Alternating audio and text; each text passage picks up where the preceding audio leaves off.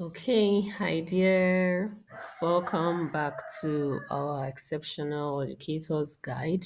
This toolkit we have been going through. I believe you must have gone through Module 1, which is the uniqueness of each child, Module 2, on knowing your learners, and then we're on to Module 3. I believe you have been able to categorize your learners according to their right groups, okay, so that you can effectively teach or pass across knowledge to them. All right, we'll be moving on to Module 3.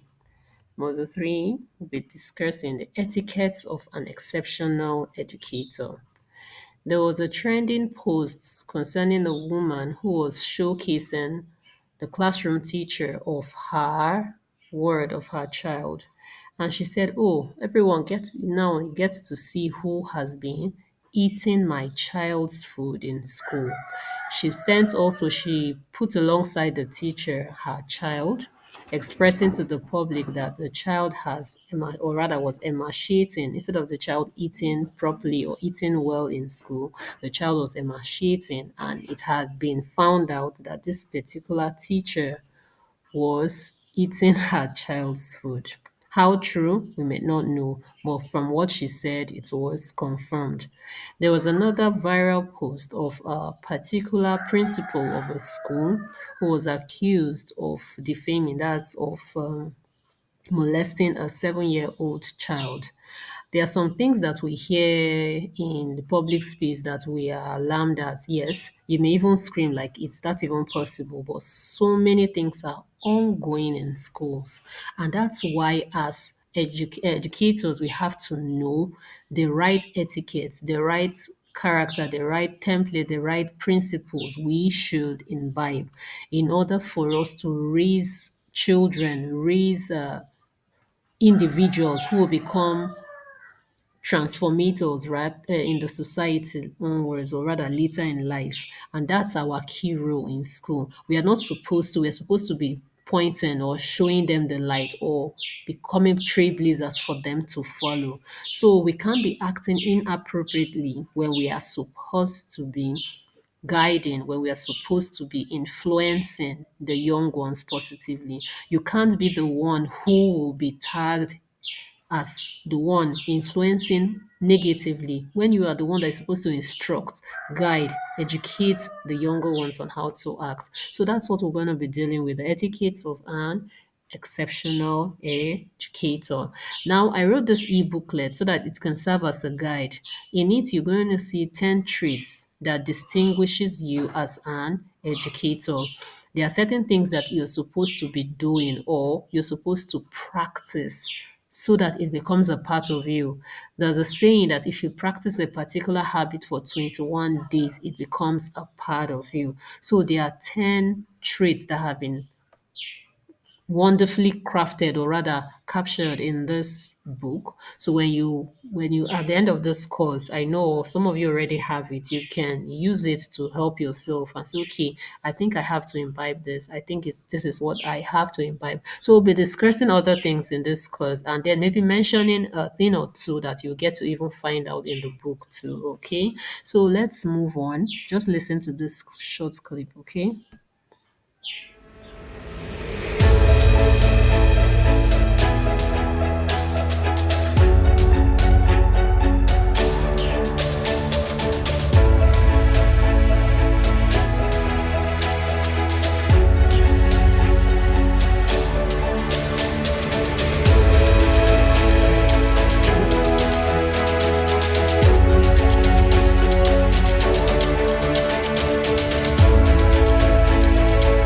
Okay, so an exceptional educator is a model. You reflect what you want your learners to become. Yes. So the first and foremost thing you should know about yourself, you have to see yourself as someone who is a model. So from the first day you step into a school premises, from the first day you step into that classroom, you know that all eyes are on you. You are the template that they want to follow, rather they are looking at to follow. So your attitude, your character, character, your actions, your daily actions. We're not talking of what you just do from the first week up until maybe the third week. We're talking of what you're going to do through the term, every single day in the classroom. So you have to know, okay, I am a mirror, I am that model, I am just like, you know how a mannequin gets to a shop and then you see a mannequin in front of the shop, then you see the clothes display, then it's about the person looking at it, how the person perceives what he or she is seeing. So you have to see yourself as a model because you reflect what you want your learners to become. Okay, so what you practice, what they see you do, somehow they get to do it as well. So now we're going on to five firm don'ts. Okay, now here are five firm don'ts. Yes, do nots for educator or as an exceptional educator. The first one I'll mention here: do not eat your learners' food or snacks. Do not eat your learners' food or snacks. It's not. There's no. There's no excuse for taking a scoop or a spoon or a few spoons from your learner's food to eat. You should have eaten at home or you should have come along with your own food as an educator. We talk of people, some young learners who can't communicate yet they are watching you feast on their food, what their parents have prepared for them. Instead of you to ensure that they get to eat it, you partake of it. Some gets to eat how many people's food. I keep hearing this over and again that it's very common with the early years, which is not good. That the children can't communicate does not make them not to know or to observe or to see you do that. And what you're indirectly teaching them that it's okay to have somebody's food, it's okay to eat someone else's food. Allow them to if their parents do that at home, it shouldn't be you as an educator.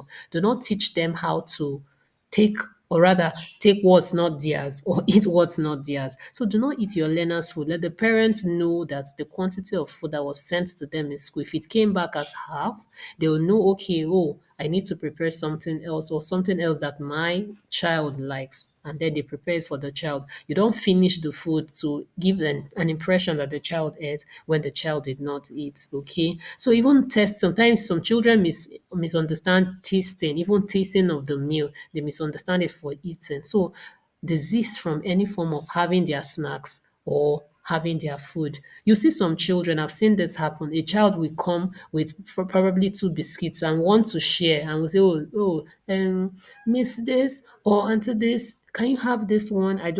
Don't collect it or don't eat it. No matter, even if they want to share with you, oh, thank you for the gesture, but it's fine. You can eat it later or you can keep it and take it back home preferably. So do not an exceptional educator do not eat learners' food. Okay, we move on to the next firm don't. Do not molest or touch a learner inappropriately. Personally, I don't even see a need to want to hug a child. A child can misunderstand it or they can become very used to it and then they come to you for hugs. You don't, except a child runs to you, for example, when they resume school for the first time or they're excited to see you and they run to you to hug you. But always offering hugs, some go as far as pecking a child. It's inappropriate. Do not touch inappropriately a child. A high five is okay. A smile is okay.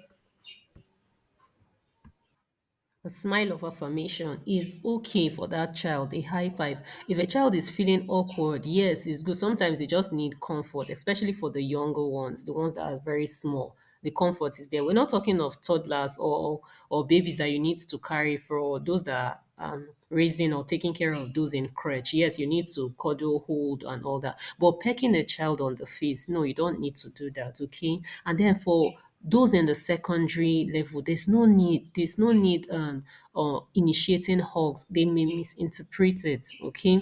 Then some go as far as molesting. We learn this, we know this. You know there are certain areas of a child's body you shouldn't touch. Do not do that. Now, for example, the principal, which was dragged through the media for an act which it was later said that okay, he wasn't really engaged in the act. What will make a child say, "Oh, this person did this"?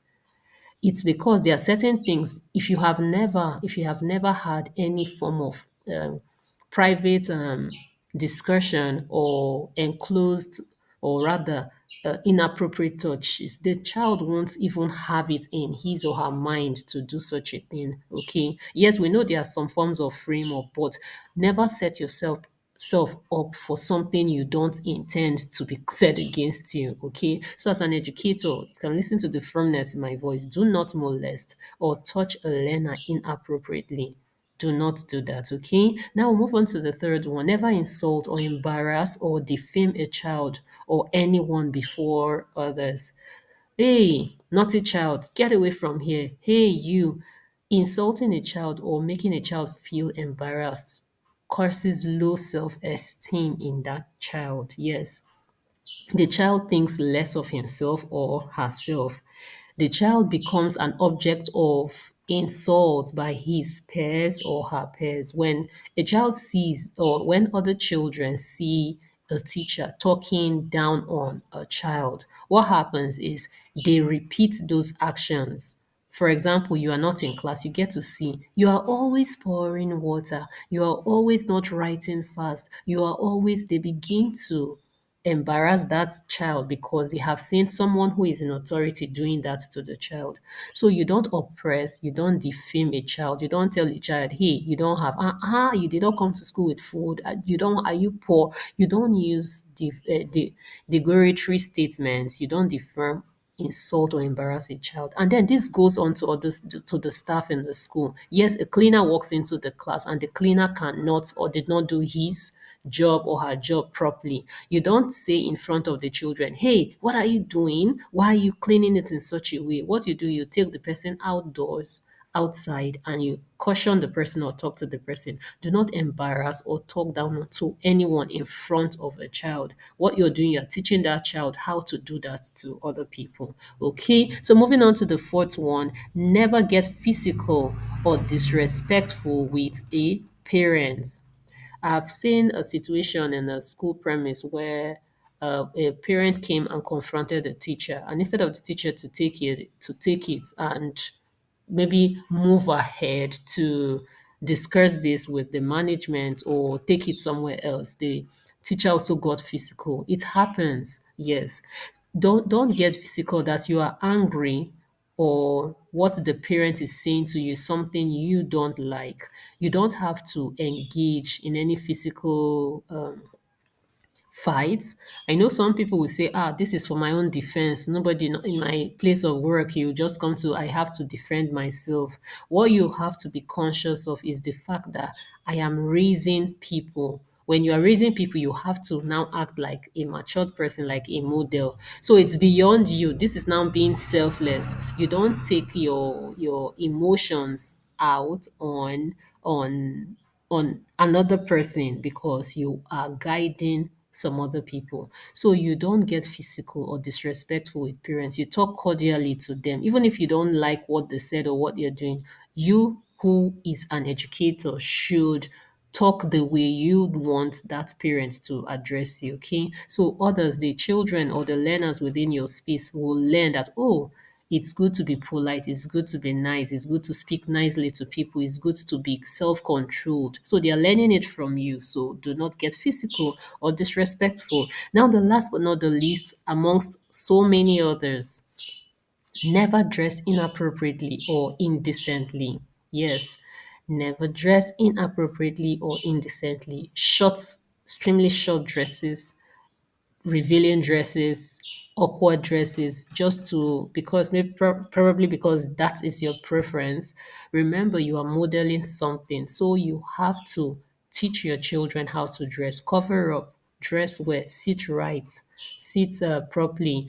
We'll go as far as saying don't chew anyhow, chew loudly. Okay, I think some of these things will be addressed along the way. So this five firm dons, I'd like you to just take it first and then write it, scribble it down somewhere. Hey, I should, I should desist from these acts, and I should caution others or alert others to this etiquettes which they should imbibe or not imbibe, or rather these attitudes they should desist from. Okay, so we'll be moving on.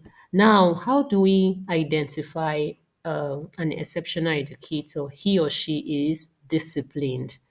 Yes, he or she is disciplined. You are time conscious. You have mapped out a rule, a class rule. You keep to it. You ensure that you go by the books. You don't skip authority. Like when it has to do with how you even communicate, everything shows that you are disciplined. Yes, you are punctual to school, you are punctual on time. It shows that you have been able to manage your time effectively. So, an exceptional educator, one thing you can see concerning that person, the person is disciplined. Okay, okay. Another thing you'd see about an exceptional educator, he or she is diligent and selfless. He or she intentionally takes out time to prepare for the learners. He is not in a haste to run home, but take time to tailor lessons to get the best from the learners. Now, as we learned in our last module, which is knowing your learners, there are certain things you observe through the day. I know we get exhausted at the end of the day, but when the children, or rather the learners, have gone home, you sit back and say, hey, I noticed this child acted in this way. I noticed that he was slow today. What and what can I do tomorrow to make it better? So you sit back and you plan your day. You sit back and plan for tomorrow. You sit back and prepare your lesson plan to suit or to effectively impact knowledge. So you're not in a haste. Oh, okay, tomorrow what and what are we having? Oh, we're having so let me just draft out my lesson plan and be done with it. And then you just write and write and write. You don't research to know, okay, this particular video clip will suit this topic. So I have to watch it. I have to understand the words in it and then be able to explain this to both the slow, the fast, the average learners. You intentionally selflessly prepare for the learners. So, as an exceptional educator, you intentionally prepare. You are diligent at your work. No one finds you idle. You diligently work and then yourself. It's not just about you. Yes, good. Take care of yourself so that you can effectively teach them. But you are thinking of the learners. You are thinking of them. Okay. So we'll move on to the next one. All right. He's patient and cordial. You don't raise bullies and inconsiderate children because you cannot speak nicely to others.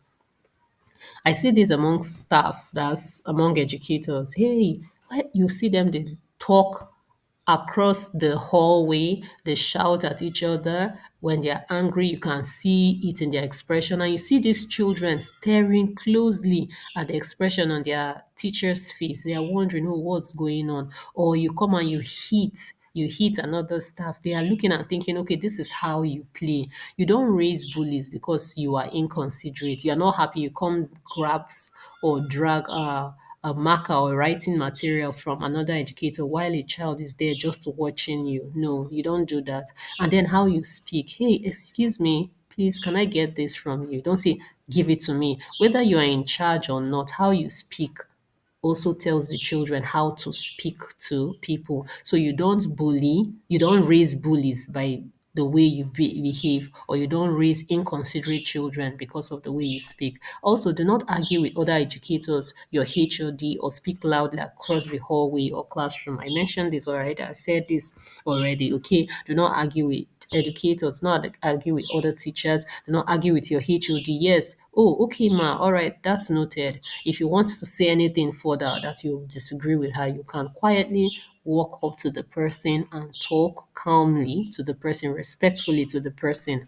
Do not speak loudly because you want to emphasize a point, okay? And then we'll move on, okay? Now, having learned this particular trait or having gone through this particular traits, I'd like you to get this e-booklet. Yes, the exceptional model for all kinds of learners. You get to see other traits, like I said at the beginning of this module, and then you get to practicalize them and see you become a boss. You see yourself become a true leader, a true leader. Children are inspired by you. They are excited to have you come to school. They are excited to hear from you. And even when you are out of that premise or you're no longer there, they can always refer to you. Like so many of you listening to this now, there are some teachers that you can never forget. There are some people who have impacted you beyond just what they taught you in class. You cannot forget them because of the blueprints they left. So we have to get intentional. Yes, we have to get intentional so that we can raise solid, transformed leaders of tomorrow. Okay, so now what traits will you begin working on right now? Write down these traits and practicalize them for 21 days and see them become a part of you. First and foremost, are you always punctual? Ask yourself that question. All right, see you in the next model. Catch you soon. Ciao, ciao.